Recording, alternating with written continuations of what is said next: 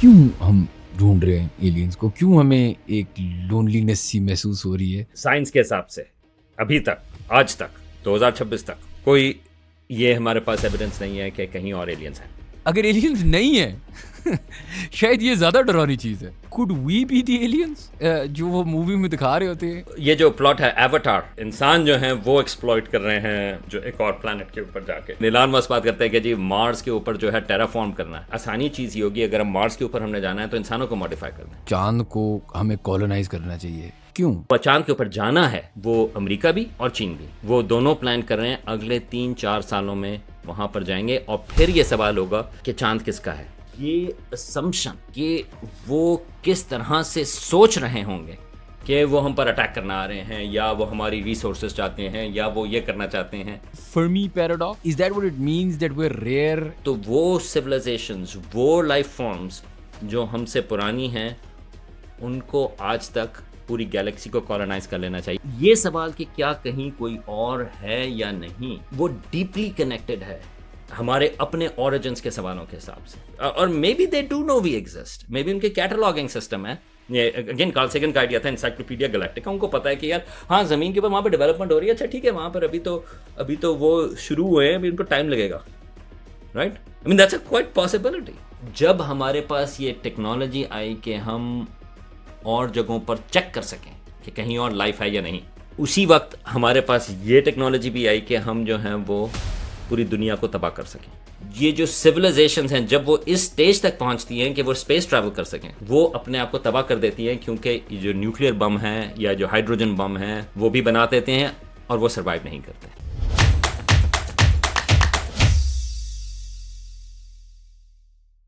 Assalamu alaikum, everyone, and welcome to another episode of How Does It Work, a podcast by Pro Pakistani.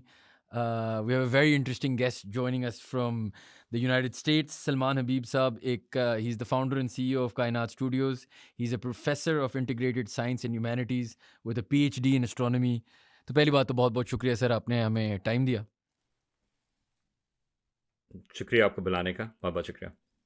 अच्छा sir, मैं शुरू इससे करना चाह रहा था एंड ये एक टॉपिक है जिसके लिए I been looking for a guest for a long time. जब मैं बच्चा था ना, तो मुझे ऐसे लगता था कि सबसे डरावनी चीज़ दुनिया में एलियंस हैं, क्योंकि हमने मूवीज़ देखी होती थी और आपको लगता था कि वो बाहर से आएंगे, वो दुनिया का वो कर लेंगे।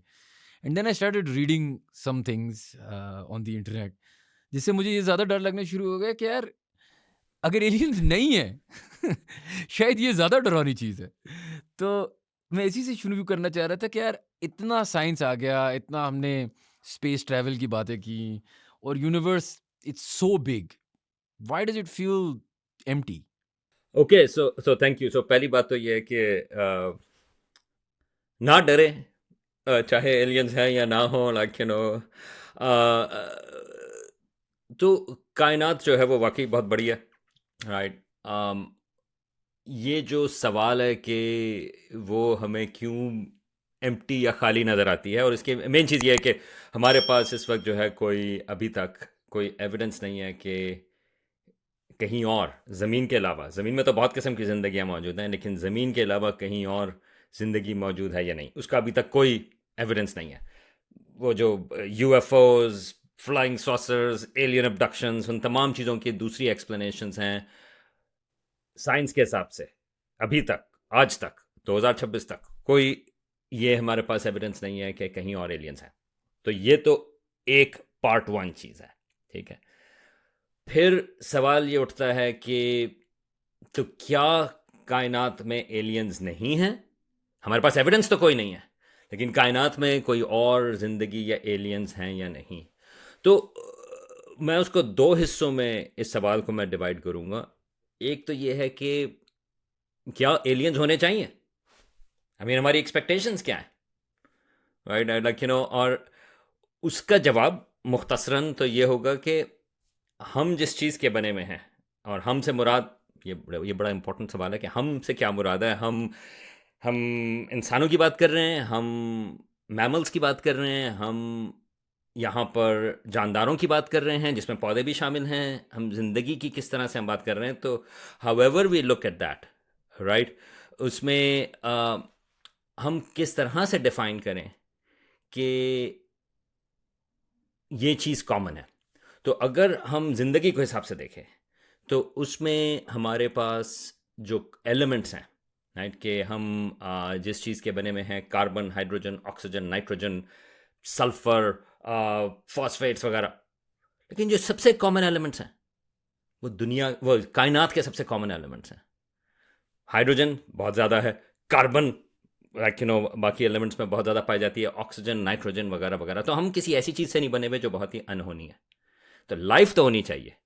तो अभी हम इसके सिलसिले में और बात करते हैं, मैं ज़रा लंबा नहीं करना चाह रहा, लेकिन लाइफ होनी चाहिए लेकिन नहीं है। तो ये इसके बारे में जो है हम और ज़रा इन्वेस्टिगेट कर सकते हैं कि क्यों नहीं। कुछ ऐसा हो सकता है कि हम एक एलियन इंफ्रास्ट्रक्चर को आइडेंटिफाई नहीं कर पा रहे, हमें लग रहा है नेचर है, हमें क्योंकि हम शायद वो ढूंढ रहे हैं जो हम हमारी तरह हैं। क्या कुछ हमसे अलग लाइफ फॉर्म हो सकता है जो हम अभी तक आइडेंटिफाई नहीं कर पाए? ये हम बहुत आगे पहुंच गए, राइट। आई मीन इसकी वजह ये है कि uh, यहाँ पर हम जो हैं ये एक्सपेक्ट करते हैं कि हमें वो चीज़ें मिल जानी चाहिए। तो उसके लिए अगर हम ये सोचें तो ये मेरा जो पहले सवाल, आपका जो सवाल था, उसका दूसरा हिस्सा जो है वो ये है कि हमें क्यों मिलने चाहिए एलियंस। अगर हम ये देखें कि हमारी ज़मीन जो है वो कहाँ मौजूद है, हमारी कायनात में तो इतने सितारे हैं कि जेन्युइनली वो जो अनगिनत सितारे हैं वो हैं, ठीक है, ट्रिलियंस ट्रिलियंस ट्रिलियंस ट्रिलियंस जो हैं वो सितारे मौजूद हैं, राइट। उसको तो छोड़ दें, और हमारी कायनात जो है वो बेइंतहा बड़ी है। बहुत सारी उससे तो हम कभी कम्युनिकेट कर ही नहीं सकते, या उनसे तो हम कोई बातचीत आ ही नहीं सकती। जहां पर बात आ सकती है वो ये है हमारी अपनी कहकशां। तो लोगों का जो फर्क है, एक तो हमारा निज़ाम शमसी है जिसमें 9 सैयारे या 8 सैयारे आप जिसको भी कहते हैं वो है, और हमारा जो सितारा है सूरज, वो एक कहकशां का हिस्सा है, गैलेक्सी, जिसका नाम है मिल्की वे। उस मिल्की वे में ही 200 अरब सितारे हैं, ठीक है। अब ये कहते हैं यार ये तो बहुत सारे हो गए, लेकिन हमारी कायनात में कई 100 अरब कहकशाएं हैं। तो नंबर्स का जो गेम है, जब हम ये कहते हैं कि यार कहीं और जिंदगी है या नहीं, नंबर्स का तो गेम क्रेजी है, राइट। हम खाली बात कर रहे हैं हमारे आसपास की। अगर हम अपनी कहकशां की भी बात करें जिसके अंदर 200 अरब सितारे हैं, ठीक है, और ट्रिलियन से ज्यादा प्लैनेट्स एक्सपेक्टेड हैं हमारी अपनी कहकशां में, उसमें भी हम सही तरह से तलाश नहीं कर सकते। हम खाली चीजें तलाश कर सकते हैं अपने नेबरहुड में, हमारे सूरज के आसपास, ठीक है। तो ऑलरेडी हमने अपनी सवाल को जो है कि कायनात में हो सकता ही नहीं हो सकता, वो तो इतनी बड़ी है कि कुछ भी हो, बहुत सारी चीजें हो सकती हैं। हमारी कहकशां भी बहुत बड़ी है, तो हम तो खाली आसपास के हिस्से में देख रहे हैं, ठीक है, चले वो भी हो गया।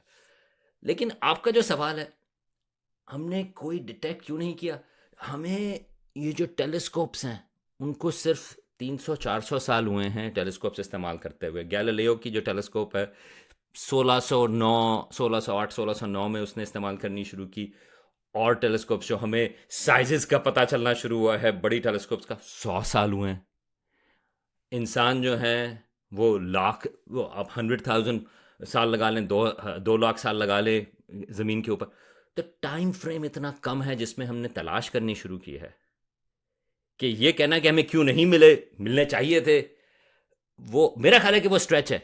क्योंकि हम जो हैं जहाँ पर हम रहते हैं, और हमसे मुराद ये है कि हमारी जो ज़मीन है वो गैलेक्सी के बीच में नहीं, वो गैलेक्सी के किसी ख़ास इलाके में नहीं।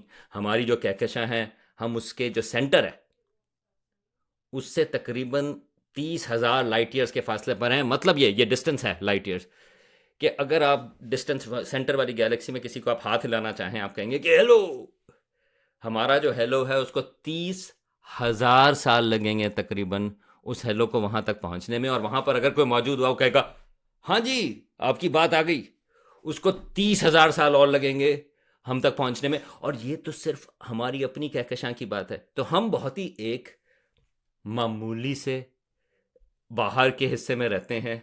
तो अगर हम एक्सपेक्ट करें कि हमें कोई विजिट करे या हमें पता होना चाहिए, इसकी कोई ज़रूरत नहीं है। फिल्म्स में ना हमेशा दिखाते थे कि जो प्रेडेटर था ना उसने सीख लिया होता कि ये इंटरस्टेलर ट्रैवल कैसे करनी है, और जब वो ये सीख लेता था तो वो फिर जाके अर्थ आ जाता था, यूजुअली न्यूयॉर्क और समथिंग, और वो इस तरह कॉन्कर कर लेता था। यस। तो मैं अब जब इलॉन मस्क की बातें सुनता हूँ अबाउट कॉलोनाइजिंग मार्स, और फिर हम सुनते हैं कि जी अब फ्यूचर में हम पता नहीं किसी और प्लेनेट में रहेंगे, तो मेरे ज़हन में ये थॉट आई थी और मैंने कहा मैं आपसे पूछूं, could we be the aliens जो वो मूवी में दिखा रहे होते हैं?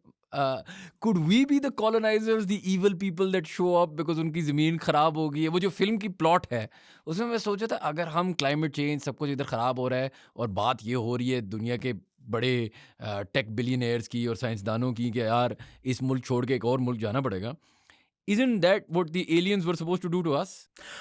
ये जो प्लॉट है एवटार, जो हम्म, मूवी है जेम्स कैमरन वाले, उसका जी प्लॉट यही है ना कि इंसान जो हैं वो एक्सप्लॉइट कर रहे हैं जो एक और प्लैनेट के ऊपर जाके।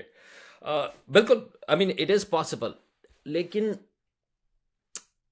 मैं थोड़ा सा इसको और पीछे लेके जाऊंगा। एंड माय अपॉलॉजीज, क्योंकि मैं इस सिलसिले में जो है ज़्यादातर चीज़ों का जवाब मैं इस चीज़ से दूंगा कि पता नहीं, राइट। इसकी वजह है कि मैं वाकई नहीं पता, राइट। ये जो सवाल है इंटरस्टेलर ट्रैवल का, और उसमें जो डिस्टेंसेस हैं वो इतने ज़्यादा हैं, करीबी सितारा जो है वो भी 4 लाइट ईयर्स के फासले पर है, ठीक है। और यानी कि अगर आपको करीबी सितारे से भी अगर आपने बात करनी हो तो उसको 4 साल लगेंगे हेलो करने में। तो टाइम बहुत ज़्यादा, डिस्टेंस बहुत ज़्यादा है। तो क्या इंसान जो हैं वो इस तरह से, वो जो बात होती है कॉलोनाइज, और ये अगेन ये एक पर्टिकुलर कॉन्टेक्स्ट है जिसमें लोग ज़बान इस्तेमाल करते हैं कॉलोनाइज की, क्योंकि ये वेस्टर्न उससे आ रहा है और वो 60s में इसी तरह की बात उन्होंने शुरू की। हो सकता है उसके लिए आपको फास्टर देन लाइट ट्रैवल की जो है आपको कैपेबिलिटी चाहिए, जो अभी हमें पता नहीं कि faster than light travel possible है या नहीं, राइट। आई मीन अभी तो हमें पता है कि पॉसिबल नहीं है, लेकिन साइंस फिक्शन के हिसाब से you have to have it, otherwise science fiction जब बहुत बोरिंग होगी, सारा टाइम जो है आपका वो एक सैयारे से या एक सितारे से दूसरे सितारे पर जाने में ही लग जाएगा, ठीक है। अगर हमने ये भी एज्यूम कर लिया कि somehow we figure it out, I think हमारा जो लाइफ स्पैन है इंसानों के हिसाब से, वो लाइकलीहुड के इंसान जो है वो किसी और जगह जाएंगे, to me it's a little bit hard to imagine. इंसानों की मॉडिफिकेशन, आई थिंक ज़्यादा आसान चीज़ ये है कि इंसान जो है वो जेनेटिकली जो है उनको मॉडिफाई किया जाए। इलॉन मस्क बात करते हैं, मतलब I am not a big fan of Elon Musk बहुत सालों से, लेकिन इलॉन मस्क बात करते हैं कि जी मार्स के ऊपर जो है टेराफॉर्म करना है। टेराफॉर्म से मतलब ये है कि मार्स को ज़मीन जैसा बनाना है। पहली बात तो ये कि हम ज़मीन को हम खाली तबाही कर सकते हैं, उसको ठीक करना जो है हमारे लिए जो है वो ज़्यादा मुश्किल काम है। तो एक और सैयारे को जो कि पूरे एक से सैयारे को चेंज करना जो है, जबकि हमें सिस्टम्स का इतना पता नहीं, वो बहुत ही कॉम्प्लेक्स सिस्टम्स हैं, it's hugely unlikely. Not to mention कि इलॉन मस्क कहते हैं कि वहाँ पे जो है वो न्यूक्लियर या हाइड्रोजन बॉम्ब से जो है वो उसका एटमॉस्फेयर बना दें, तो वो तमाम चीज़ें जो हैं वो गलत हैं। लेकिन अगर हम इन टाइम स्केल्स की बात करें, ज़्यादा आसानी चीज़ ये होगी अगर हम मार्स के ऊपर हमने जाना है तो इंसानों को मॉडिफाई कर दें, राइट। अब जो है हमारे पास ये एबिलिटी मौजूद है कि जीन एडिटिंग हो सकती है क्रिस्पर की वजह से, मिसाल के तौर पे। तो बजाय कि हम पूरे सैयारे को हम चेंज करें, you can actually modify humans जो कि मार्स के ऊपर रह सकें। अच्छा, अब आप ये सोचेंगे ये बिल्कुल डिफरेंट तरीका है सोचने का, जो कि अब से 15 साल पहले तक जो है वो लोग इमेजिन नहीं करते थे। लोग इमेजिन करते थे कि हमने जो है वो प्लैनेट्स को बदलना है, लेकिन क्रिस्पर टेक्नोलॉजी की वजह से क्या ख्याल है कि अगर हम जिंदगी को बदल दें, राइट। अच्छा, अब उसके लिए दो चीजें आती हैं कि एक तो ये है कि इसका मतलब ये है कि इंसान मॉडिफाई हो सकते हैं। तो अगर हम फ्यूचर की बात कर रहे हैं, आज से 10,000 साल या 5,000 साल या 1,000 साल, लाइकलीहुड के इंसान इंसान जैसे होंगे वो ज़रा कम है। आई थिंक इंसान जो है वो मॉडिफाई हो जाएंगे, खासतौर से अगर इंसान इंटरस्टेलर ट्रैवल कर रहे हैं। तो वो जो आपका सवाल था, ये ज़रा लंबा जवाब है, लेकिन वो जो आपका सवाल था कि क्या हम होंगे, आई डोंट नो कि हम कौन है, क्योंकि आई थिंक वो जो वहां पर जाएंगे, जो लाइकलीहुड है कि इंटरस्टेलर ट्रैवल होगा, वो हम कह सकते हैं कि हो सकता है कि हमारे डिसेंडेंट्स हों, मगर वो इंसान जैसे होंगे, इसकी लाइकलीहुड जो है मुझे कम नज़र आती है।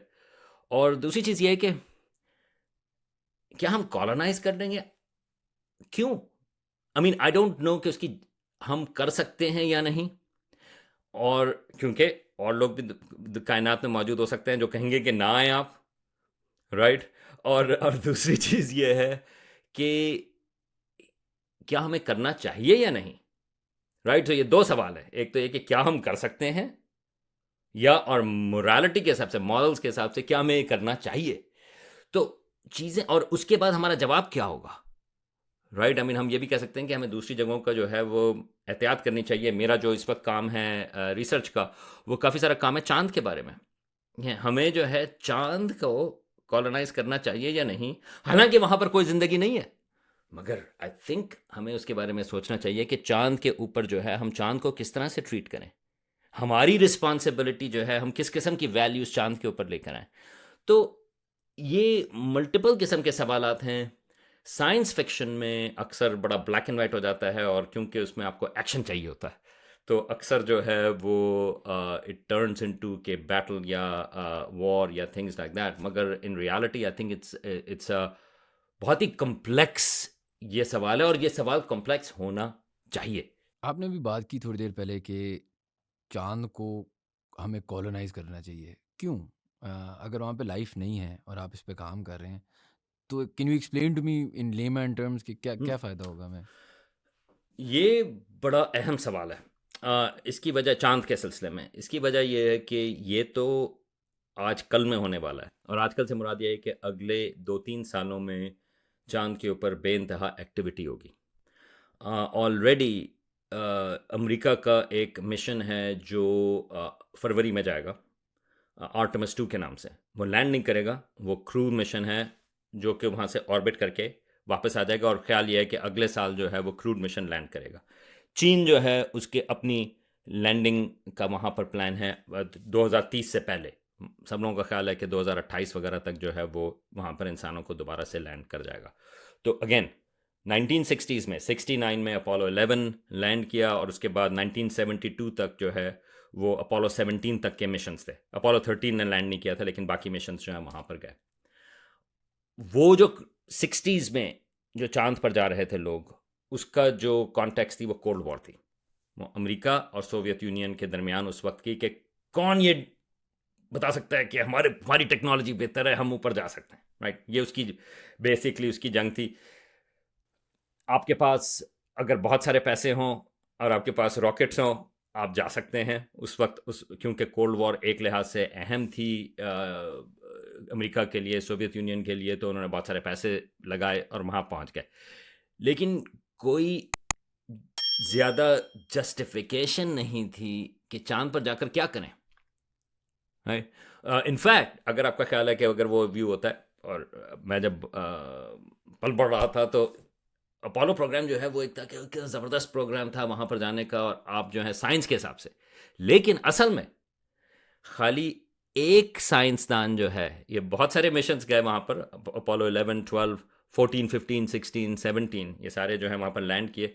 सिर्फ एक मिशन था उसमें जिसमें साइंसदान गया, जियोलॉजिस्ट, और वो आखिरी वाला था, और उसके बाद जो है फंडिंग बंद कर दी अपोलो प्रोग्राम की।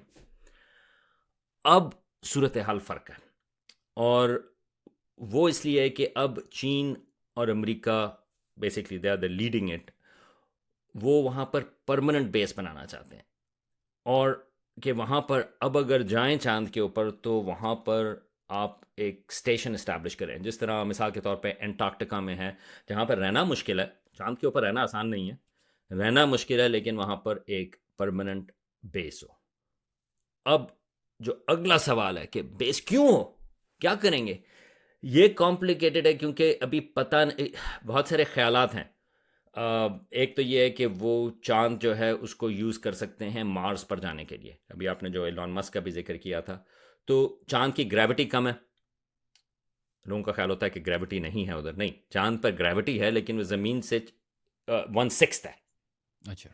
तो आप अगर वहाँ पर कोई चीज़ें बनाते हैं, आप वहाँ पे जो रिसोर्सेज हैं, वहाँ पर मटेरियल है, उसको आप इस्तेमाल करके अगर आप कोई चीज़ बनाते हैं, तो वहाँ से लॉन्च करना रिलेटिवली आसान होगा ज़मीन से लॉन्च करने का। सारी जो कॉस्ट आती है वो लॉन्च करने की आती है, तो वहाँ पर आसान होगा। दूसरी चीज़ ये है कि हो सकता है कि वहाँ पर ऐसे रेयर अर्थ मिनरल्स हों जो कि वहाँ पे चांद के ऊपर पाए जाते हैं, जो कि आसानी से वहाँ से एक्सट्रैक्ट हो सकते हैं। इट्स अनक्लियर कि वो रेयर अर्थ मिनरल्स जो हैं उनको वहाँ से इतना इंफ्रास्ट्रक्चर बनाना कि वो वहाँ से एक्सट्रैक्ट किए जाएं, उसकी कॉस्ट जो है वो कम होगी, ये पता नहीं है। तीसरी चीज़ ये कि मिलिट्री प्रेजेंस, क्या करेंगे मिलिट्री का, इट्स अनक्लियर। लेकिन मिलिट्री का हमेशा ऐसे शौक ये होता है कि हाँ हाँ हम बिल्कुल, हमारी बहुत ज़रूरत है, तो मिलिट्री भी एक वहाँ पर क्या, तो असल में क्या होगा वी डोंट नो।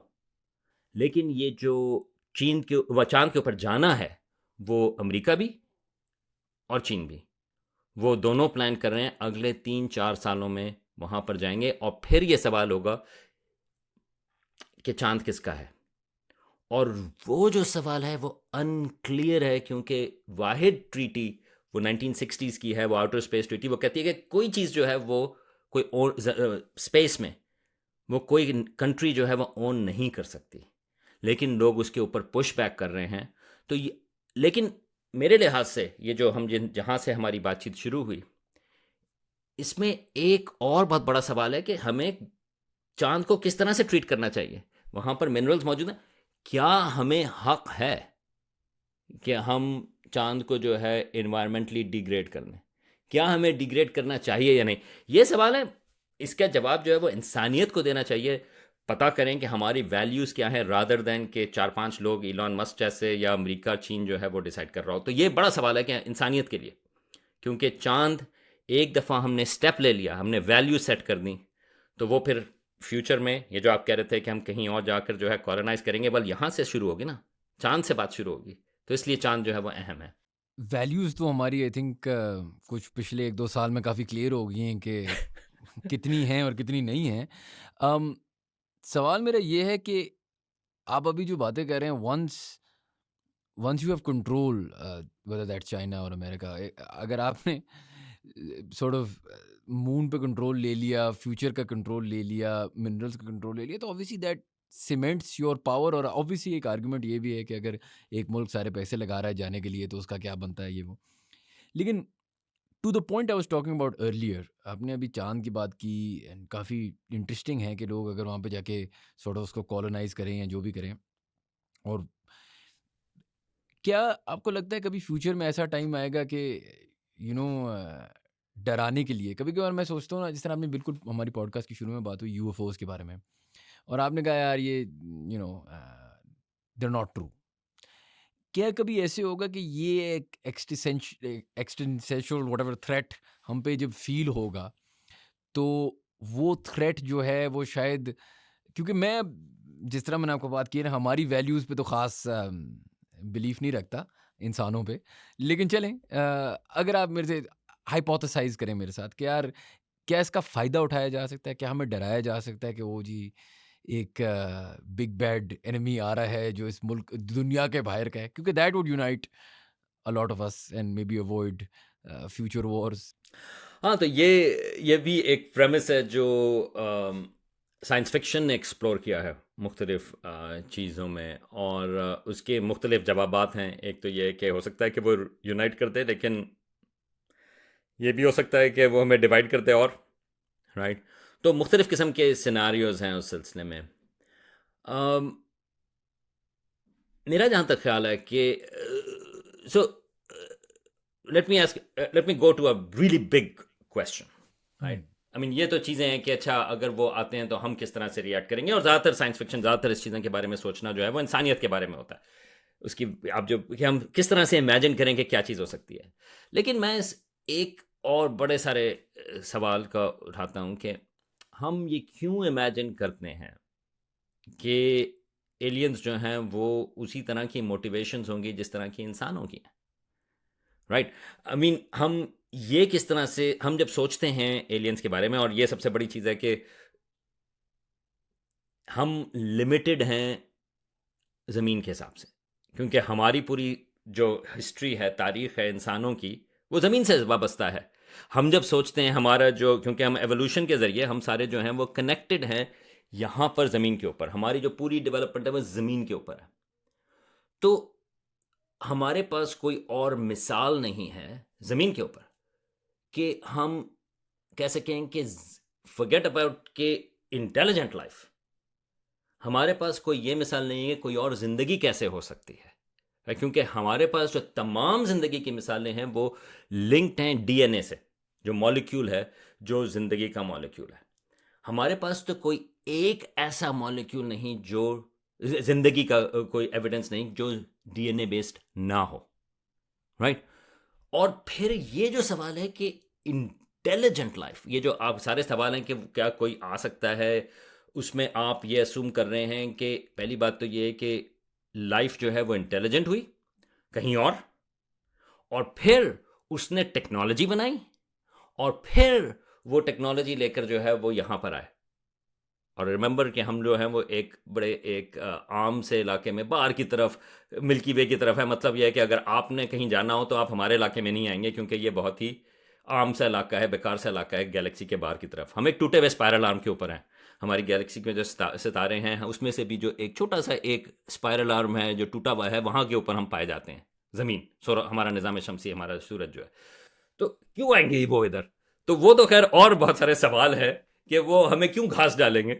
अगर उनके पास घास हुई, हो सकता है कि उनके पास कुछ और किस्म की चीज़ होगी, लेकिन तो मेरे हिसाब से ये असम्पशन कि वो किस तरह से सोच रहे होंगे कि वो हम पर अटैक करना आ रहे हैं, या वो हमारी रिसोर्सेज चाहते हैं, या वो ये करना चाहते हैं, हमारे पास उसका हम उसके बारे में सोच भी नहीं सकते कि कोई और इंटेलिजेंट लाइफ जो है वो किस तरीके से सोचती होगी।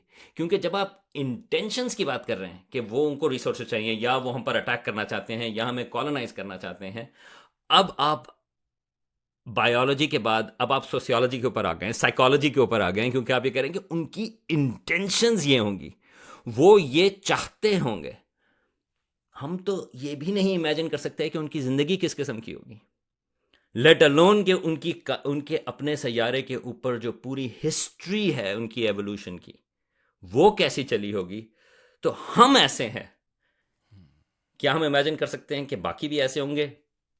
पता नहीं, राइट। सो आई थिंक ये जो और एक लिहाज से ये जो है वो मूवीज़ का, वो थोड़ा मुझे मूवीज़ का शौक है, तो मैं ज़रा मूवीज़ की भी साथ में बात कर लूँ।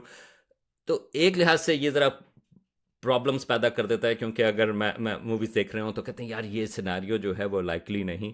लेकिन ऑन दी अदर हैंड, जैसा आपने कहा कि वो जो एलियंस वाली मूवीज़ होती हैं, वो ज़्यादातर मूवीज़ जो हैं, वो ज़्यादातर नहीं, तमाम वो हमारे बारे में हैं, वो एलियंस के बारे में नहीं है। तो क्या एलियंस का थ्रेट, राइट, सही हो या ना हो, क्या वो हमें यूनाइट कर सकता है? पता नहीं, क्योंकि इट डिपेंड्स कि किस किस्म का थ्रेट है। और हम फॉरेन इन्वेजन अगर हम ज़मीन के हिसाब से देखेंगे, मैं खाली ज़मीन की बात कर रहा हूँ, कभी कभार उससे डिविजन्स भी होती हैं, कभी कभार उससे सिविल वॉर्स भी होती हैं। तो इट्स अनक्लियर कि अगर वो थ्रेट हो तो उसको हम किस तरह से कहेंगे। आजकल अगर थ्रेट हुआ वैसे, तो मैं कहूँगा कि यार मैं आप ही के साथ मिल जाता हूँ, यहाँ पे तो ज़रा हालात जो हैं वो ऐसे हैं कि क्या करें। तो हो सकता है कि अब वो बेहतर हो, right. I mean I don't no कि वो किस किस्म की वैल्यूज़ लेके आ रहे हैं, राइट। आई मीन हो सकता है कि उनकी वैल्यूज़ ऐसी हों जो आप कहेंगे यार ये तो चीज़ों का बड़ा हमसे ख्याल कर बेहतर रहे हैं, है। हाँ, हमसे बेहतर है, कहेंगे यार ये तो हमें हमें बेचारा, हम यहाँ पे बैठे हुए कहेंगे यार आप ही यहाँ पे आ जाए। आप ही रूल कर लें। ऑनेस्टली कभी कभी आप मैंने ही भी यही सोचा कि would that be the worst thing, मतलब जो लोग कहते हैं एआई रूल करेगा, हाँ मतलब we haven't done a great job, तो अभी इनका देख लेते हैं। खैर, is that what is it called, Fermi paradox? Can you explain, is that what it means, that we're rare and that we're, मतलब that's normal and normal doesn't exist very long?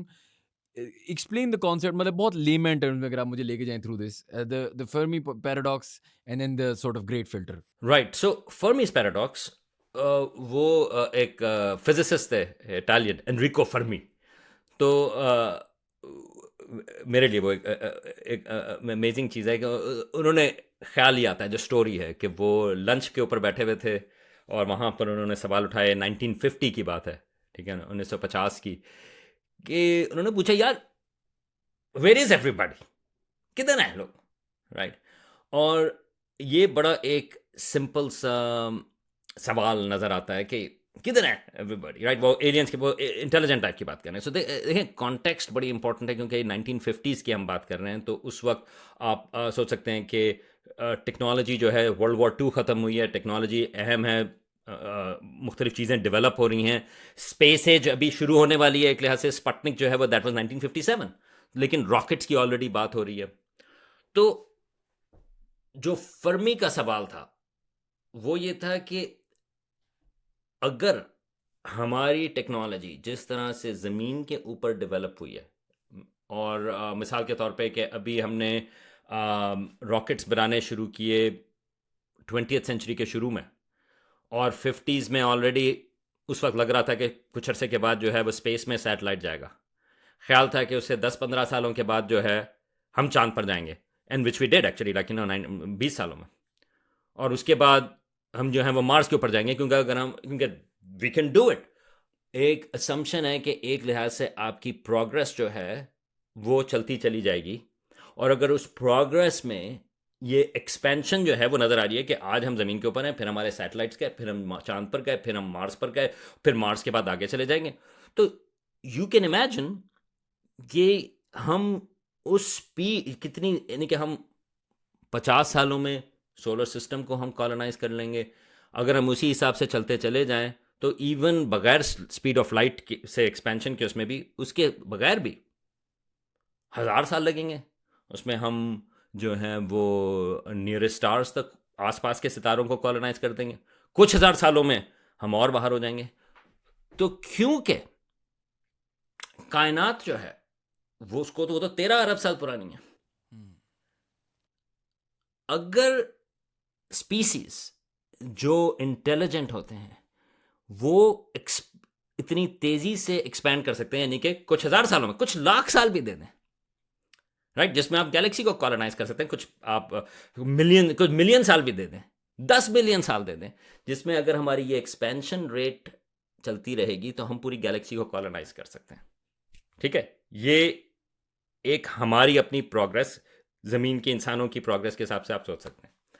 अब उन्होंने कहा हम तो रिलेटिवली न्यू कमर्स हैं, हमारा जो सूरज है वो सिर्फ 4.5 अरब साल पुराना है, 4.5 बिलियन साल। कायनात जो है वो तो 13 बिलियन साल पुरानी है। तो और भी इस किस्म की जिंदगियां हो सकती हैं जिनको हेड स्टार्ट पहले से मिल गया। अगर उनको हेड स्टार्ट पहले से मिल गया और आपको पूरी कहकशां को कॉलोनाइज करने में से 50 मिलियन साल लगे, मिलियन विद एन एम, उनको तो अब तक कॉलोनाइज कर देना चाहिए था,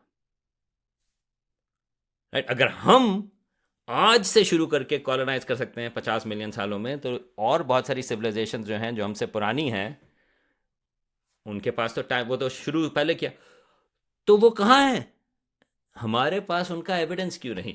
ये बेसिक क्वेश्चन था फर्मीज पैराडॉक्स का, कि और हमें अगर इंटेलिजेंस कॉमन है, और क्योंकि हमसे पुराने सितारे और सैयारे मौजूद हैं, अगर हम साइंस के सिलसिले में हमारी एक्सपेक्टेशन ये है कि हम जो हैं वो, हम whatever however you look at it, हम जो हैं वो एक्सपैंड करेंगे, तो वो सिविलाइजेशंस, वो लाइफ फॉर्म्स जो हमसे पुरानी हैं, उनको आज तक पूरी गैलेक्सी को कॉलोनाइज कर लेना चाहिए था, और इसकी वजह से हमारे पास उसका एविडेंस होता कि हम देख सकते थे। अब तो पैराडॉक्स ये है जो फर्मीज पैराडॉक्स है, हमारे पास कोई एविडेंस क्यों नहीं, हमें क्यों नजर क्यों नहीं आता? अब लोग उसके सिलसिले में उसके जवाब देने की कोशिश करते हैं कि क्या वजूहत हो सकती हैं, कि हो सकता है कि इंटेलिजेंट लाइफ कॉमन नहीं है, होता है लाइफ कॉमन हो लेकिन इंटेलिजेंट लाइफ कॉमन नहीं, हो सकता है कि हम पहले हों, लाइकली तो नहीं कि हम क्यों पहले हों, लेकिन हो सकता है कि हम पहले हों, वगैरह वगैरह। और तो उसमें मुख्तलिफ किस्म के सोल्यूशंस हैं, कि हो सकता है कि किसी वजह से लाइफ जो है वो, इंटेलिजेंट लाइफ जो है वो आगे सिविलाइजेशनल या एक्सपेंशन उसके तक नहीं पहुंचती। तो ये मेन आइडिया है फर्मीज पैराडॉक्स का, कि हमारे पास क्यों कोई आम एविडेंस मौजूद नहीं कि और सिविलाइजेशंस मौजूद हों। इज दैट वाई, जिस तरह जब हम ग्रेट फिल्टर की बात करते हैं, तो क्या ये एक वजह है, और या क्या ये एक वजह हो सकती है कि जब कॉम्प्लेक्स लाइफ फॉर्म्स बनते हैं तो वो फिर टेक्नोलॉजी की तरफ जाते हैं, इनोवेशन की तरफ जाते हैं, कंपटीशन की तरफ जाते हैं और इवेंचुअली सेल्फ डिस्ट्रक्शन की तरफ जाते हैं। और क्या ये एक वजह हो सकती है? Is that something that science thinks could be possible for right, so या Fermi's go ahead, go paradox to exist? Yeah. Ahead. Right, so मुख्तलिफ सॉल्यूशंस हैं फर्मीज पैराडॉक्स के। जो एक सोल्यूशन है, तो अगेन ये टाइम की भी बात होती है, तो फिर ग्रेट फिल्टर, आई मीन ये उस चीज़ की बात है कि कोई चीज़ है जो प्रिवेंट करती है सिविलाइजेशंस को इस बड़ी एक्सपेंशन से। क्या है वो एक अलग सवाल है, लेकिन ये कोई चीज़ प्रिवेंट करती है। मुझे जो एस्ट्रोनॉमी का शौक हुआ वो कार्ल सेगन से हुआ था। ये जो एस्ट्रोनॉमर थे 70s 80s में, and big proponent search for extra terrestrial intelligence के। और उनकी जो आइडिया था वही सेल्फ डिस्ट्रक्शन वाली बात, क्योंकि he was growing up under वो जो कोल्ड वॉर के, उसमें कोल्ड वॉर में जो बहुत बड़ा खतरा था वो ये था कि अमेरिका के पास और सोवियत यूनियन के पास इतने बम थे, और अभी भी हैं, hydrogen bomb, nuclear bomb, things like that, कि जमीन को आप 5 दफा पूरी तबाह कर दें जिंदगी को, राइट। तो एक लिहाज से जब हमारे पास ये टेक्नोलॉजी आई कि हम और जगहों पर चेक कर सकें कि कहीं और लाइफ है या नहीं, वो टेक्नोलॉजी कब आई? Around early 20th century. हमारे पास रेडियो वेव्स या टेलीस्कोप्स बड़ी वाली जो हैं वो अर्ली 20th सेंचुरी में आई। उसी वक्त हमारे पास ये टेक्नोलॉजी भी आई कि हम जो हैं वो पूरी दुनिया को तबाह कर सकें, right? तो हमारे पास टेक्नोलॉजी कि हम कहीं और जा सकते हैं, स्पेस एज तलाश कर सकते हैं और पूरी दुनिया को हम तबाह कर सकते हैं। ये दोनों चीज़ें जो हैं वो एक ही वक्त हमारे पास एबिलिटी आई। तो एक सोल्यूशन जो आपने भी जिक्र किया तो फर्मीज पैराडॉक्स का, वो ये है कि ये जो सिविलाइजेशंस हैं जब वो इस स्टेज तक पहुंचती हैं कि वो स्पेस ट्रैवल कर सकें, वो अपने आप को तबाह कर देती हैं, क्योंकि जो न्यूक्लियर बम है या जो हाइड्रोजन बम है वो भी बना देते हैं और वो सर्वाइव नहीं करते। तो ये एक सोल्यूशन है कि ज़्यादातर, नॉट ऑल, मगर ज़्यादातर सिविलाइजेशंस जो हैं वो अपनी ही टेक्नोलॉजी को सर्वाइव नहीं कर सकते। और हमारे हिसाब से ये it's not a bad actually assumption, क्योंकि हम आहिस्ता आहिस्ता, क्योंकि और अब जो है वो और चीज़ें ऐड हो गई हैं, एनवायरमेंटल कैटास्ट्रोफी जो हम देख रहे हैं, क्लाइमेट चेंज, आप एआई की बात कर रहे हैं या फलाना फलाना, आई मीन लाइक मुख्तलिफ चीज़ें जो हैं वो आ गई हैं। और न्यूक्लियर बम जो है वो तो हर एक के पास हैं, हमारे पास पाकिस्तान में भी है, इंडिया में भी है, मुख्तलिफ जगहों के ऊपर हैं। तो ये एक सोल्यूशन है, लेकिन कार्ल सेगन का ने इस चीज़ को फ्लिप किया था और उन्होंने ये कहा था कि लेकिन अगर हमें कोई सिग्नल मिल जाता है, राइट, आर्ग्यूमेंट ये था कि हमें तलाश करना चाहिए एलियन सिविलाइजेशंस को कि इट्स वर्थ इट। अगर हमें सिग्नल मिल जाता है कि वाकई वो एलियन टेक्नोलॉजी का है, दैट मीन्स कि सिविलाइजेशंस जो हैं वो सर्वाइव कर जाती हैं, राइट। तो क्योंकि लाइक्लीहुड कि अगर एक है तो इसका मतलब है कि बहुत सारी होंगी, लाइक्लीहुड के खाली एक हो, इट्स वेरी अनलाइकली। अच्छा, तो ये जो शुरू में आपकी बात की थी कि एलियंस जो हैं वो थ्रेटनिंग होंगे या नहीं, ये कल्चरल कॉन्टेक्स्ट है, हम किस तरह से सोचें उसके बारे में। कार्ल सेगन का ख्याल ये था कि अगर सिविलाइजेशन सर्वाइव करती हैं वो कोऑपरेशन का नतीजा है, राइट, क्योंकि उन्होंने बम यूज नहीं किए, बम से एक दूसरे को डिस्ट्रॉय नहीं किया, बल्कि उन्होंने जीना सीखा अपनी सिविलाइजेशन के साथ। और अगर ये बात सही है तो वो ये जो वैल्यू है आपकी जीने की, वो बाकी कायनात में भी फैला सकते हैं। तो आप देखेंगे ये बिल्कुल ऑपोजिट है थ्रेटनिंग के उसमें। उनका ये ख्याल है कि अगर हम कहीं और सिविलाइजेशन है, एक्चुअली वो कोऑपरेटिव होगी, वो हमें सिखा सकती है। तो जो मूवी है कॉन्टैक्ट, जो कार्ल सेगन के नॉवल के ऊपर बेस्ड है, उसमें, सॉरी मैं एंडिंग की बात कर रहा हूँ और या कम से कम कॉन्टेक्स्ट की, स्पॉइलर, वो ये है कि एलियंस जो हैं वो बिनाइन हैं, वो बल्कि परेशान हैं कि हमारा बिहेवियर कैसा है, और वो कह रहे हैं कि देखें हम आपको गाइड कर सकते हैं कि अपने आप को आप डिस्ट्रॉय ना करें, राइट। तो ये बात है 80s 90s की। अब एलियंस की जब अक्सर बात आती है वो ज़्यादातर जो है वो थ्रेटनिंग होती है। तो ये हमारे अपने, अगेन जब हम एलियंस की बात करते हैं या जब हम एलियंस को तलाश करने की बात करते हैं, ये हम अपनी बात कर रहे हैं, इंसानियत की। ये हमारी अपनी रिफ्लेक्शन है। हम किस तरह से एलियंस को देखते हैं वो उसके ऊपर डिपेंड करता है कि हम इंसानियत को कैसे देखते हैं। तो लो, अगर मैं 1 मिनट ले लूं और मैं ये कहूं, मेरे वैसे जवाब लंबे हैं, my apologies You please, I'm उसके loving सिलसिले this. Yeah, में। go ahead. मेरा जहां तक ख्याल है, मैं क्लास भी पढ़ाता हूँ इसी सिलसिले में, इसी टॉपिक के ऊपर, कि कल्चर किस तरह से मुख्तलिफ से किस तरह से हम देखते हैं एलियंस के सिलसिले में। मेरे हिसाब से ये जो सवाल है, अगेन, ये इंटेंशंस का, और वो मेरा ख्याल है वो कार्ल सेगन के साथ भी मसला वही है कि मैं उस ग्रुप के साथ हूं जो कहते हैं कि हम एलियंस को, मेरा जहां तक ख्याल है, समझ ही नहीं सकते, या कम से कम बहुत ज़्यादा मुश्किल होगी हमें समझने में, क्योंकि वो इतने फ़र्क हैं। आप देखें, हमारे यहाँ पे कल्चरल प्रॉब्लम्स होती हैं ज़मीन के ऊपर। हम तो यार, एक ही बायोलॉजी है, हमारी तो पूरी हिस्ट्री एक जैसी है, और हमें हमारे साथ कल्चरल प्रॉब्लम्स होती हैं। आप ज़रा इमेजिन करें ऐसी ज़िंदगी जिससे हमारी बायोलॉजी भी शेयर नहीं, एवोल्यूशनरी हिस्ट्री भी शेयर नहीं, तो हम क्या इमेजिन कर सकते हैं कि हम उनकी साइकोलॉजी को समझ पाएं या सोशियोलॉजी को समझ पाएं। ये तो कुछ लोग, कुछ एंथ्रोपोलॉजिस्ट जो हैं, जो इन चीज़ों को सोचते हैं, वो ये कहते हैं कि ये भी खतरनाक चीज़ है कि हम असूम करें कि वो किस तरह से, उनकी इंटेंशंस क्या होंगी, क्योंकि वो जो असम्पशंस हैं that can actually lead us to a complicated, गलत डायरेक्शन में ले जाएगी। और फिर ज़मीन के ऊपर इस तरह की हिस्ट्रीज मौजूद हैं कि एक कल्चर जो है दूसरे कल्चर से मिला, और उनकी जो बातचीत थी वो बिल्कुल असम्पशंस जो हैं वो अलग अलग थी, वगैरह वगैरह। तो मेरा जहाँ तक ख्याल है कि ये जो सवाल है, इट्स रियली इंटरेस्टिंग हमारी अपनी वैल्यूज़ को बिल्ड करने के सिलसिले में। लेकिन रियलिटी में एलियंस कैसे होंगे, क्यों नहीं, we have no clue. I mean, हम ये क्यों असूम कर रहे हैं कि वो एक्सपैंड करेंगे? हम ये क्यों असूम कर रहे हैं कि वो ऐसे एक्सपैंड करेंगे कि उनकी टेक्नोलॉजी हमें नज़र आए? हो सकता है कि वो बहुत ही कंजर्वेशन के शौकीन हो, और वो चीज़ें जो हैं वो वैसी रखते हो कि नेचुरल रखनी है। I mean, who knows? Why do you think we look for them? मतलब मैं कभी कभार ऐसे सोचता हूँ ना कि ह्यूमन बीइंग्स में बहुत ज़्यादा एक डिज़ायर है, फैसिनेशन है, मेरा भी। मतलब मैं ये पॉडकास्ट आपसे कर रहा हूँ समझने के लिए, क्यों हम ढूंढ रहे हैं एलियंस को, क्यों हमें एक लोनलीनेस सी महसूस हो रही है, क्योंकि सब तो चल रहा है, ठीक है, चल रहा है, क्या है, क्यों चाहिए हमें? वेल, ये बड़ा सवाल है, राइट? और ultimately that's a very important question. देखिए, not everybody looks for them.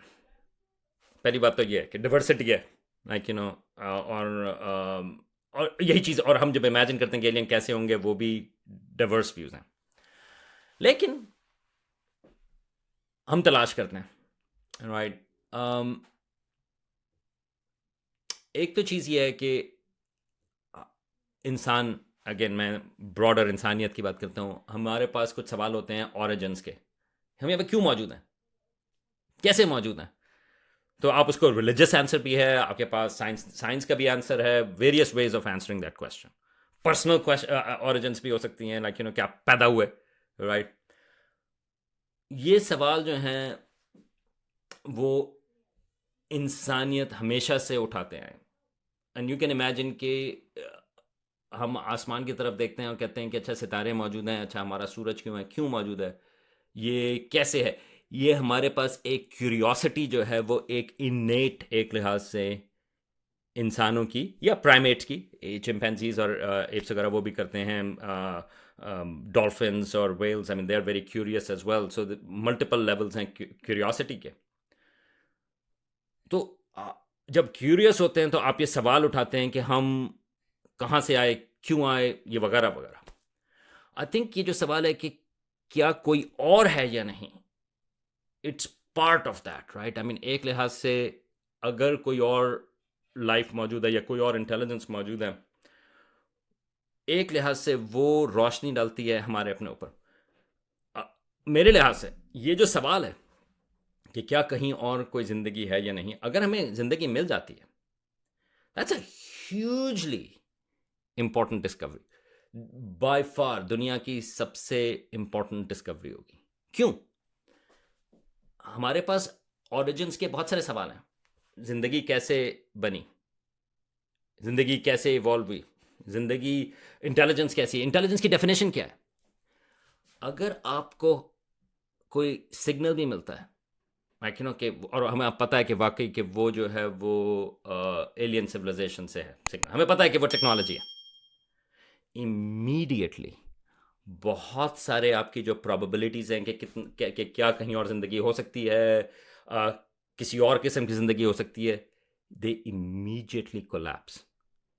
ठीक है, मैं तो कहता हूं कि अगर हमें मरीख के ऊपर भी एक, अगर हमें वो ज़िंदगी के हमें माइक्रोबियल वो मिल जाते हैं, पुरानी ज़िंदगी का एक ज़माने में ज़िंदगी थी, उसका हमें एक बैक्टीरिया भी मिल जाता है, या बैक्टीरिया सिंगल यूनिसेल्युलर वहां पे वो मिल जाता है सडनली, खासतौर से अगर वो ज़मीन जैसा नहीं है, that would be an interesting, that would be amazing के प्रोबेबिलिटी के खाली ज़िंदगी जो है, पहली बात तो यह है कि वो खाली डीएनए मॉलिक्यूल नहीं बल्कि वो कोई और मॉलिक्यूल भी यूज़ करती है, और इसका मतलब ये कि वो खाली एक जगह शुरू हुई नहीं बल्कि वो मल्टीपल जगहों पर शुरू हुई, तो सडनली आपके जो प्रोबेबिलिटी के क्वेश्चंस हैं हमारे अपने बारे में, दे स्टार्ट टू आंसर। तो ये सवाल कि क्या कहीं कोई और है या नहीं, क्या हम क्या कहते हैं, कोई और ज़िंदगी है या नहीं, वो डीपली कनेक्टेड है हमारे अपने ओरिजिन्स के सवालों के हिसाब से। और अगर हम इंटेलिजेंस की भी बात करें, by the way that's a hugely complex question कि हम इंटेलिजेंस को किस तरह से डिफाइन करें। क्या हम जो स्पाइडर है वो कॉम्प्लेक्स वेब बनाता है, डज दैट इंटेलिजेंट और नॉट। चिड़िया जो हैं वो किस तरह से, कौवे जो हैं, यार कौवों को हम से ज़्यादा नाराज़ होते हैं पाकिस्तान में, लेकिन कौवे जो हैं वो बहुत ही स्मार्ट किस्म के वो होते हैं, वो टूल्स इस्तेमाल करते हैं, उनको हम इंटेलिजेंट कहें या ना कहें। तो ये मुख्तलिफ किस्म की सवाल हैं कि हम किस तरह से इंटेलिजेंस को डिफाइन करें। और लेकिन अगर हमें कोई सिग्नल मिल जाता है कहीं और से, तो कहते हैं एक मिनट, किसी और जगह पर न सिर्फ लाइफ डेवलप हुई, न सिर्फ वो कॉम्प्लेक्स बनी, न सिर्फ ये बल्कि उन्होंने टेक्नोलॉजी बनाई, बल्कि वो जो टेक्नोलॉजी है उन्होंने ट्रांसमिट की। इसका मतलब यह है कि हो सकता है उनके पास किसी किस्म के कोई, क्या उन्होंने हाथ इस्तेमाल किए, क्या उन्होंने किस किस्म का मटेरियल इस्तेमाल किया, इसका मतलब है क्या वहाँ पर दरख्त हैं, क्या वहाँ पर किस किस्म के मिनरल्स मौजूद हैं, कि उन्होंने टेलीस्कोप बनाए। टेलीस्कोप क्यों बनाए उन्होंने, इसका मतलब है कि क्या वो उसी तरह से सोच रहे थे कि उनका निज़ाम शमसी कैसा है, वो आंखें उनकी हैं या नहीं। ये जो एक सिग्नल है कहीं और का, वो इतने सवालों का जवाब उठाएगा, सवाल या और सवाल उठाएगा कि it's a utterly fascinating question. Loneliness का आई डोंट नो कि मेरे पास उसका जवाब है या नहीं, क्योंकि देखें आप दोनों तरीकों से जा सकते हैं।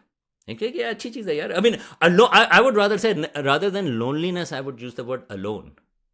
राइट, लोनलीनेस का जो है वो एक वो होता है कि हमें एक अफसोस है कि हम मौजूद हैं। अलोन का मतलब ये कि that is more a factual statement कि आर वी अलोन और नॉट, कि हम अकेले हैं या नहीं। लोनलीनेस जो है I think that adds another value to it, क्योंकि सब लोग जो हैं they don't want to be with a crowd. होता है यार अच्छी बात है कि हम आराम से अपने कोने में हम खुद ही रहते हैं यार, अच्छा है कोई और नहीं है, हमें कोई और डिस्टर्ब नहीं कर रहा, हमें किसी और से ज़रा छेड़खानी नहीं करनी। So that's again, so loneliness is a value, or is a sort of like, slightly different than just alone. मगर I think that's a important question कि are we alone or not, और फिर उसके बाद हम if we are alone हम उसके बारे में किस तरह से सोचें। right now हमारे पास अभी तक कोई एविडेंस नहीं है, मगर ये अब हम बात कर रहे हैं, आई डोंट नो कि आप कब इस पॉडकास्ट को लाइव वहाँ पे वो लगाएंगे। हो सकता है कि इतने दिनों के दरमियान में जो हो सकता है कि हमें कोई लाइफ मिल जाए, हो सकता है कि कोई सिग्नल मिल जाए, who knows. That's the point कि तलाश फिर भी बहुत ज़रूरी है। वो जो एक डेफिनेट चीज़ है कि अगर हमें एलियन नहीं मिलेंगे अगर हम तलाश नहीं करेंगे। तो सर तलाश तो चले हम कर रहे हैं।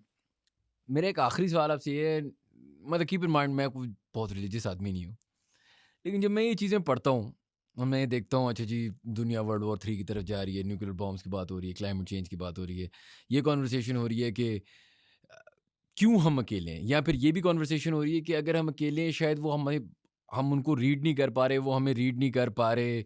Sounds like I don't know जिन्स एंजल्स जो पढ़ाया जाता है डिफरेंट रिलीजियस स्क्रिप्चर्स में, end of day seems like a कायनात इक्वेशन दैट मेक्स सेंस।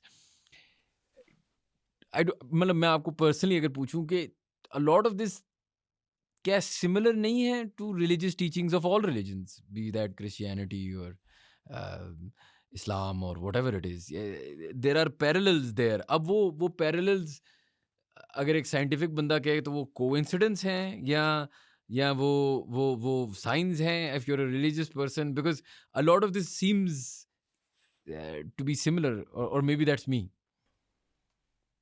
क्या चीज़ सिमिलर है? सो द फैक्ट कि अगर फॉर एग्जांपल एलियन लाइफ ऐसी है जो अगर साइलेंट है और वो साइलेंट रहना चाह रही है, या हम उसको देख नहीं पा रहे, या हम उससे बात नहीं कर पा रहे, दैट साउंड्स लाइक एंजल्स और जिन्स और थिंग्स लाइक दैट. या फॉर एग्जांपल ये जो कॉन्वर्सेशन है कि दुनिया ख़त्म होगी एक दिन, it has to end, because that is the way the whatever the rule is, and the Fermi's paradox कि जो issues हैं वो eventually will lead to you killing yourselves. That's again very doomsday, judgment day, poetic, right? Do you see those similarities, or do you think that that's just, that's your religious lens that sort of takes over?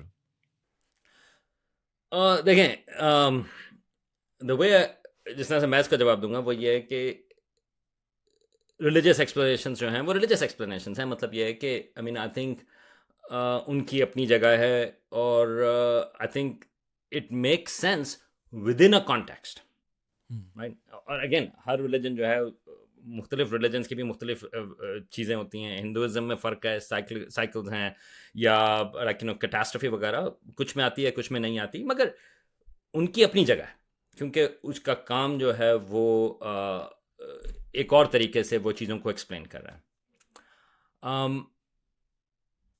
अगर हम aliens के सिलसिले में देखें तो जो foundational चीज़ जो मैं काफ़ी चीज़ों के सिलसिले में बात कर रहा था वो ये है कि फाउंडेशनली उनकी अपनी एवोल्यूशन है, उनकी अपनी डेवलपमेंट है, उनकी अपनी वो चीज़ है. तो उनको एंजल्स या उसको जो है वो मुख्तलिफ चीज़ों से हम उसको लिंक कर सकते हैं इफ़ यू वांट टू, मगर scientifically it doesn't make any sense, right. I mean anybody can do that, right. I mean I know कि आप कर सकते हैं, लेकिन क्योंकि हम उसकी बात जो है वो एक दूसरे एजेंसी के हिसाब से कर रहे हैं.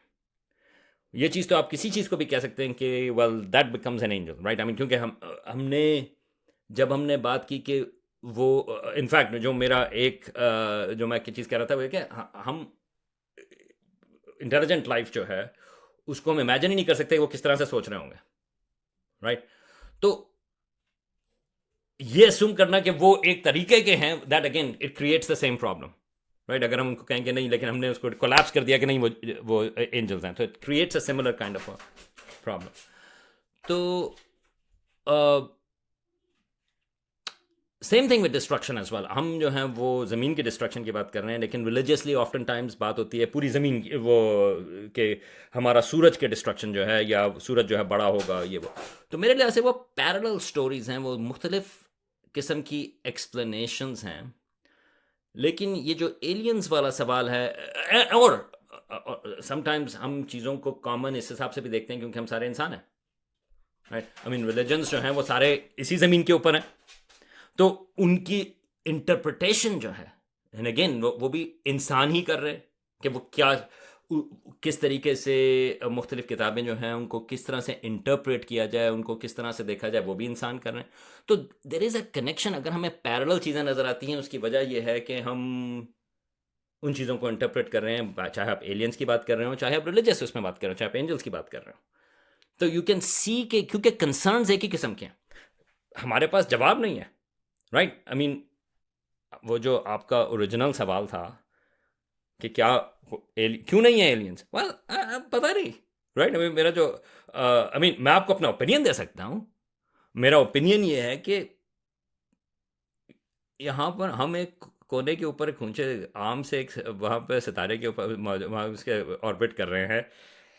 मुझे तो हैरानी होगी अगर एलियन जो कहेंगे यार ये बड़ी इंपॉर्टेंट जगह है, वहाँ पे ज़रा चक्कर लगा के आते हैं, राइट. आई मीन मेरा जहाँ तक ख्याल है तो फर्मीज पैराडॉक्स फॉर मी, मेरे हिसाब से ये मैं आपको कोई साइंटिफिकली प्रूव नहीं कर सकता, ये मेरा व्यू है, मगर मेरा ख्याल है anybody who is giving you solution to Fermi's paradox वो अपना व्यू दे रहे हैं, क्योंकि हमारे पास कोई 100% एविडेंस मौजूद नहीं. अगर एविडेंस मौजूद होता तो हम उसको पैराडॉक्स नहीं कहते, हम कहते हैं कि यार हमें पता चल गया सोल्यूशन, राइट. मेरे हिसाब से सोल्यूशन ये है कि we are just not very important, right? I mean हम कोने के ऊपर हैं और ठीक है, आई मीन हमें 100 साल 200 साल 300 साल हुए हैं, हम साइंस के हिसाब से थोड़ा बहुत ओके फाइन, विल सी के क्या होता है आगे, मगर उस कोने के ऊपर किसी को गुजरना वहां से, वो कहेंगे यार ओके क्यों जाएंगे वहां पर, और maybe they do know we exist, maybe उनके कैटलॉगिंग सिस्टम है। ये अगेन कार्ल सेगन का आइडिया था इंसाइक्लोपीडिया गैलेक्टिका, उनको पता है कि यार हाँ जमीन के ऊपर वहां पर डेवलपमेंट हो रही है, अच्छा ठीक है वहां पर अभी तो वो शुरू हुए हैं, अभी उनको टाइम लगेगा, right? I mean that's a quite possibility. लेकिन ये करें कि नहीं, क्योंकि हमें अचानक से अभी पता चला है कि स्पेस में हम जा सकते हैं, और अभी हमें पता चला है कि हम तलाश कर सकते हैं, हम कहते हैं हमें अभी तक उसका जवाब क्यों नहीं पता, अभी तो कुछ 100 साल हुए हैं, हो सकता है कि 1000 साल के बाद जो है हमारे पास अब इसको एक और तरीके से देखने की चीज़ ये है कि अगर आप छोटे से लाइक 2-3 साल के बच्चे हों तो आपको फ़ौरन से सारी दुनिया जो है, by the way that is actually true, कि 2-3 साल के जो टॉडलर्स होते हैं they think the world revolves around them, right? क्योंकि वो कहते हैं आपको खाना चाहिए पीना चाहिए, आपने शोर मचाया, वहां से आपके लिए हाजिर हो गया, राइट? आपने कुछ और चाहिए आपको, यू डोंट रियलाइज कि दुनिया है कैसी, राइट? आप जो सवाल उठा रहे हैं शयान साहब के हमारी ये वैल्यूज ये वो, 2-3 साल के जो बच्चे हैं वो I mean sure those questions are there, मगर अभी मगर दुनिया जो है वो तो मेरे गिर्द घूमती है, क्यों नहीं है? मुझे इस वक्त जो है ये चीज क्यों नहीं मिल रही, मुझे तो आप बताएं इस वक्त, मैं वरना मैं रोना शुरू कर दूंगा, राइट? मगर आप बाद में जाके शायन साहब जो है जरा कॉम्प्लेक्स किस्म के सवाल उठाना शुरू करते हैं, तो वो तो आपको सवाल ही नहीं पता कि सही सवाल क्या है। तो maybe we are at that stage, अभी तो हमें ये चीज़ें बनानी शुरू की हैं, so maybe we are at that stage कि हम अभी हमें ज़रा बोलना शुरू किया है हमने, और फ़ौरन से हम शोर मचाना शुरू करें, एक मिनट ये हमारे पास क्यों नहीं पता, हमारे पास क्यों नहीं आए। वो हो सकता है कि कुछ सालों में जो है, कुछ 1000 साल में पता चले कि उसकी वजह थी, ये उसकी वजह है, मगर so we may not know the answer. Yeah, I think that's a great answer. कि basically either we're a child or we're irrelevant. दोनों आंसर आई थिंक लिजिटिमेटली अच्छे हैं और हमें सूट भी करते हैं एज मैनकाइंड। Right right. मेरा एक आखिरी सवाल है, not related to any of this, लेकिन मुझे इंटरेस्टिंग लगता है। मैंने कहा कि मैं एक एक actual someone with a PhD in astronomy से ये बात पूछूं। सो बहुत सारे लोग हैं, कुछ लोग मेरे ऑफिस में फॉर एग्जांपल, तो मैं उन्हें जब कुछ कहता हूँ कि कुछ कर लो तो ये हो जाए तो वो हो जाए, तो मुझे जवाब, ये this a very Gen Z thing, तो वो मुझे जवाब कुछ ऐसे देते हैं जो मुझे समझ नहीं आती, कि Mercury is in retrograde and फ्लां हो गया हमारे हॉरोस्कोप में। And obviously I don't believe in this stuff, लेकिन I want to maybe talk to an astrologist at some point, but is there any logic कि अगर mercury रेट्रोगेड में तो उससे मेरी पर्सनैलिटी को कुछ होगा? ओके मैं इसका नॉर्मली मैं कोशिश करता हूँ मैं पूरी डिप्लोमेटिक जवाब दूं, लेकिन मैं अभी भी डिप्लोमेटिक जवाब दूंगा, और वो ये है कि नहीं, इसका कोई एविडेंस नहीं है, लेकिन इसका ताल्लुक उसी चीज़ से है कि हम छोटे से इंसान हैं, पूरी दुनिया चल रही है, हमारी कोशिश ये होती है कि किसी तरीके से हमारी ज़िंदगी के जो हालात हैं उसको हम थोड़ा सा कंट्रोल कर सकें। एस्ट्रोलॉजी जो है वो एक और चीज़ थी कि क्योंकि आपको नज़र आता था चीज़ें जो है वो मूव करती हैं, अच्छा मर्क्यूरी जो है वो कुछ अर्से के बाद हमें नज़र आता है, इट्स अ रिलेटिव थिंग कि अच्छा उसकी डायरेक्शन जो है, या मार्स जो है वो बैकग्राउंड सितारों के मुकाबले में कुछ अर्सा यूँ चलता रहता है, और फिर उसके बाद कुछ महीनों जो है वो रिवर्स होती है, उसकी डायरेक्शन दूसरी तरफ जाती है। इसकी वजह जो है वो यही है कि हमारा जो ज़मीन का ऑर्बिट है वो मार्स से थोड़ा तेज़ है, तो हम उसको ओवरटेक करते हैं। तो इसी तरह से जब वो क्या कहते हैं यहाँ पर गाड़ी से आप ओवरटेक करते हैं, तो अगर आप पीछे से चल रहे हो तो आपको नजर आएगा कि अगली गाड़ी जो है वो स्लो हो रही है, स्टिल हुई, और फिर उसकी डायरेक्शन बदल गई, खाली आपने उसको ओवरटेक किया है। तो इसी तरह हम जो है ज़मीन का ऑर्बिट मार्स को ओवरटेक करता है। अब इसका ताल्लुक जो है कि आपकी ज़िंदगी के ऊपर है कि नहीं, वैसे तो खैर कोई नहीं है, उसकी कोई रीज़न नहीं है कि उसका कोई ग्रेविटी के हिसाब से, किसी और चीज़ के हिसाब से, या कोई आपको कॉन्स्टलेशंस नज़र आती हैं, वो भालू है आप, या वो जायंट है, या कोई और चीज़ है। कायनात किड्स मैं जो हूँ, हम लोग इसके ऊपर काम करते हैं, हमारी जो नई एपिसोड है कायनात किड्स की, वो ओरायन कॉन्स्टलेशन के बारे में, which is a giant, right? लेकिन उसके ज़मीन से हम इंसानों के ऊपर कोई असर नहीं। लेकिन आप सोचें, हज़ारों सालों से इंसान जो ऊपर देखते आए हैं, उनको शेप्स नज़र आ रही हैं, कोई कहते ज़िंदगी जो है वो अनसर्टन है, तो आपको कुछ कंट्रोल चाहिए, कहीं कोई एडवांटेज मिल जाए, हो सकता है कि उससे कोई फ़र्क पड़ता हो, तो हम वो इमेजिन करना शुरू कर देते हैं और वो आपको थोड़ा सा कंट्रोल देता है। अब इसी तरह से हॉरोस्कोप्स जो हैं वो इसी तरह से काम करते हैं सितारों की पोजीशंस के हिसाब से। तो मेरी जो फेवरेट स्टोरी है इस हिसाब से वो ये है कि शहरों के हॉरोस्कोप्स होते थे। बगदाद उसका हॉरोस्कोप है, लंदन का हॉरोस्कोप है, पर्टिकुलर दिन जिस पर खाली इंसानों की बात नहीं है। क्यों? वो फिर हॉरोस्कोप से लोग प्रेडिक्ट करते थे कि किस वक्त कौन सी आग लगेगी शहर में, साल की, वो पूरी सालों की प्रेडिक्शन, साल की प्रेडिक्ट करते थे कब आग लगेगी। और साथ में मौसम जो है वो हॉरोस्कोप से बताते थे कि इस साल किस तरह का मौसम होगा। और इंसानों की अपनी जो है, ये जो आप बात कर रहे हैं कि हमें किस तरह से इम्पैक्ट करो, वो भी। अब आज आप शहरों के हॉरोस्कोप्स की क्यों नहीं बात करते? आप आज जो हैं वो मौसम को हॉरोस्कोप से क्यों नहीं लिंक करते? क्योंकि हमें उसका सोल्यूशन बन गए। आग अब ज़्यादा नहीं लगती, वो इतनी अनसर्टन नहीं है। आग का कंट्रोल हो गया, लकड़ी इस्तेमाल नहीं होती ज़्यादा, राइट। इसी तरह से मौसम जो है यार, वो सैटेलाइट्स जो हैं वो आपको बताते हैं कब हरिकेन आएगा, कब। आपको हॉरोस्कोप्स की ज़रूरत नहीं, वो सॉल्व हो गया मसला। लेकिन इंसानों की जो साइकोलॉजी है that is still very complicated. तो लोग अभी भी वो हॉरोस्कोप की बात करते हैं। तो हमें चाहिए होता है कि हम किसी तरह से चीज़ों को थोड़ा सा, हमारे पास ज़्यादा कंट्रोल आए। कहीं पे भी जिंदगी बहुत अनसर्टन है, हमें कंट्रोल चाहिए होता है। कोई भी एडवांटेज हो, सितारे एक लिहाज से हो सकता है कि यार ये इसकी वजह से हमें कंट्रोल मिल रहा हो, तो आपको थोड़ा सा वो हिम्मत देते हैं कि हाँ मेरे पास थोड़ा सा एडवांटेज है कि हो सकता है किस वजह से हो रहा हो।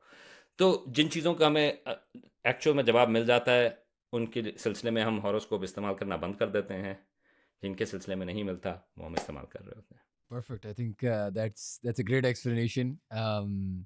And this was a pleasure, यार। आपने थैंक यू सो मच, आपने हमें टाइम दिया, बहुत चीज़ें समझाई। हम आपको मज़ीद तंग करते रहेंगे if that's okay with you in love the two, future. बिल्कुल आप कभी भी वो हो, I would love to talk about these things. Perfect. Thank you guys for watching. If you enjoyed our content, please do subscribe to our channel, and we will see you for the next podcast.